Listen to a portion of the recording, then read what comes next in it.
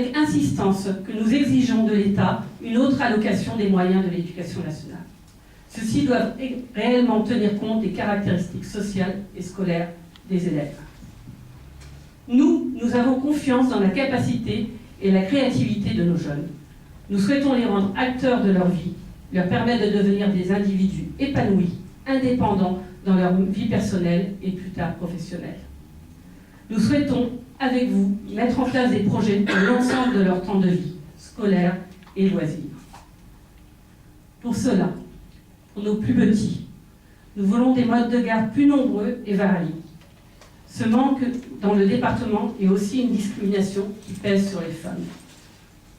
Nous voulons donc construire des nouvelles crèches publiques et aider au développement des crèches associatives.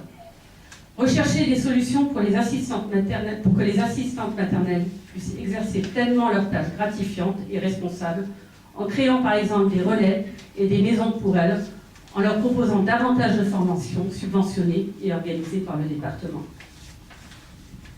Pour nos adolescents, nous ne voulons pas de collège financé avec les deniers privés.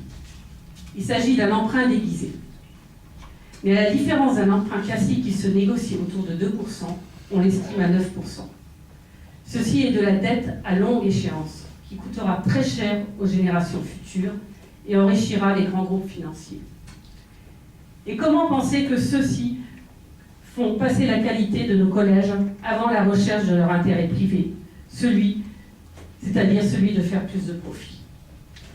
Nous voulons des collèges à taille humaine, de moins de 700 élèves, entourés d'un personnel suffisamment nombreux et qualifié.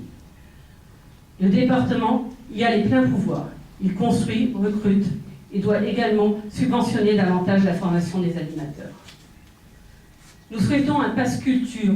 Nous participerons au coût des licences sportives et soutiendrons l'éducation populaire. Elle développe l'initiative des jeunes et permet des loisirs à moindre coût.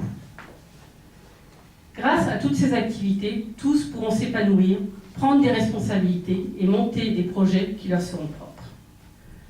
Nous pouvons préparer nos enfants et adolescents à être acteurs et à s'impliquer dans la construction de leur vie et de leur société.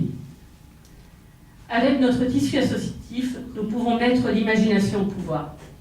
Ce n'est ni la droite ni le PS qui le feront. Alors, avec vous tous, nous voulons mettre notre diversité, notre jeunesse et notre énergie au pouvoir. Reprenons l'initiative.